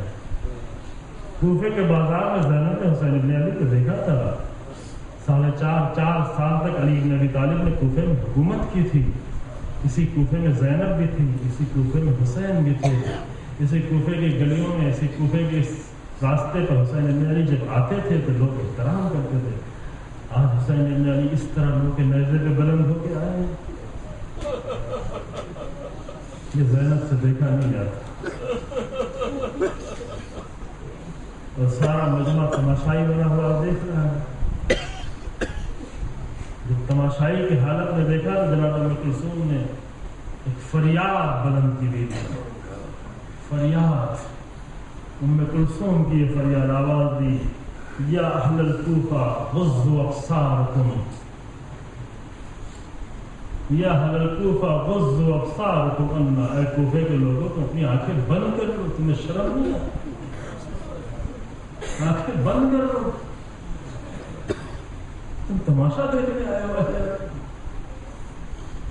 اما تستحون من اللہ ورسولہ ان تنظروا الی حرم رسول اللہ وہن حواصر، تمہیں اللہ سے شرم نہیں آتی، تمہیں رسول اللہ سے شرم نہیں آتی، تم آنکھیں کھول کے ہماری طرف دیکھ رہے ہو جبکہ ہمارے چہرے کھلے ہوئے ہیں۔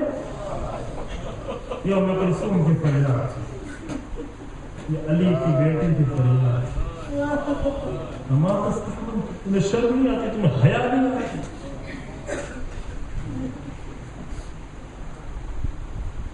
جناب زینب کے سامنے جب بھائی کے سر پہ لا کے امام سجاد فرماتے، ایک مصیبت یہ تھی کہ میرے بھیا، میرے بابا حسین اور چچا عباس کا سر بار بار زینب اور ام کلثوم کے سامنے رکھ رہا ہے۔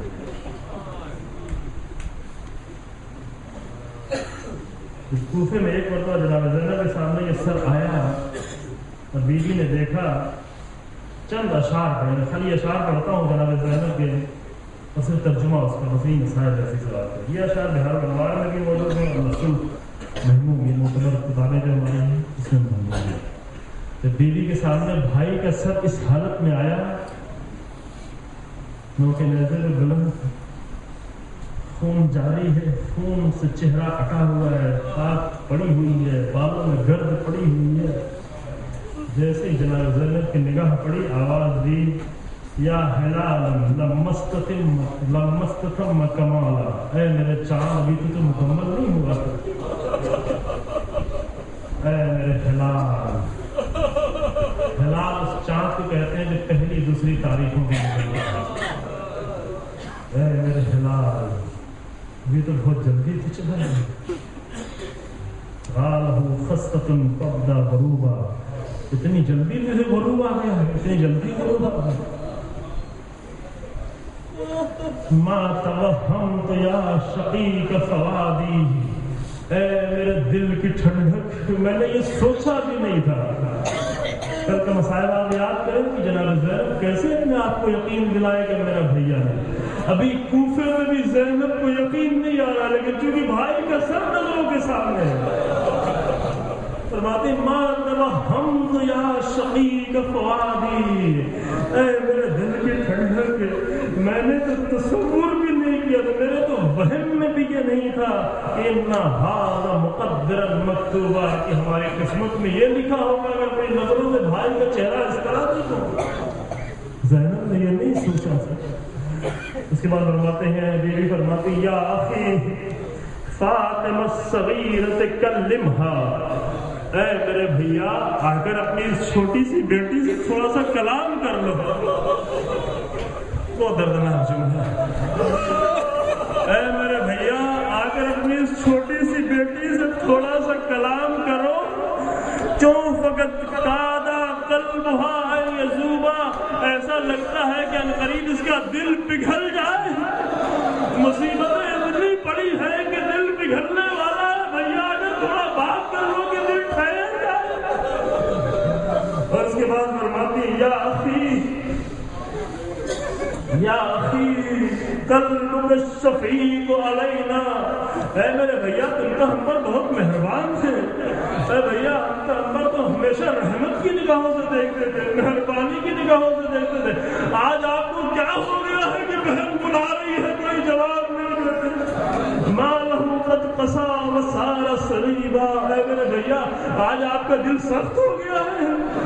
آج آپ کا دل اتنا سخت کیوں ہو گیا کہ زینب بلا رہی ہے اور میرا جواب نہیں دیتے. ما اضل الیتیم حین ینادی بابیہ ولا یراہ مجیبا، وہ یتیم کیا کرے جو اپنے باپ کو بار بار بلائے اور اس کا کوئی جواب نہ دیا جائے. اسی درمیان میں شاید زینب کی نگاہ سید سجاد پہ پڑی. سید سجاد کو دیکھا، ہتھکڑیاں بیڑیاں سر جھکا ہوا، پہلی مرتبہ کوفے میں آئے ہیں، کفیہ سامنے ہے، بہنیں سامنے ہے. آواز دی یا اخی لو ترا علی لدى النصر، اے میرے بھیا اگر آپ میرے لال سید سجاد کو اسیروں کے درمیان میں دیکھتے تو مال یتیم لا یتیم جوابا. سید سجاد کی حالت یہ تھی جب ہم کو اسیر کیا جا رہا تھا تو سید سجاد کی حالت یہ تھی کہ زبان سے کوئی جملہ نہیں جاری ہو پا، میرا بیٹا بول نہیں پا رہا تھا. جواب اس کے اندر کلام کرنے کی طاقت نہیں تھی. کل ما اوجعوہ بالضرب نادا کالذل یفیض دما مسکوبا، جب ظالم اسے نیزہ مارتے تھے، جب سید سجاد کو تیر مارتے تھے تو خود آنکھوں سے آنسو اور آخری شعر فرمایا یا اخی ضمہ الیک وقربہ وسکن فؤادہ المرعوبا، اے میرے بھیا کاش کہ آپ ہوتے اور آ کر سید سجاد کو سینے سے لگاتے تاکہ میرے لال کا دل ٹھہر جاتا. ایسی مصیبتوں میں کون ہے؟ ارے زینب کے بھی ہاتھ بندھے ہوئے تھے، صرف حسرت سے سید سجاد کو دیکھ تو سکتی ہے، نہ کچھ کہہ سکتی ہے، نہ سنبھال سکتی ہے.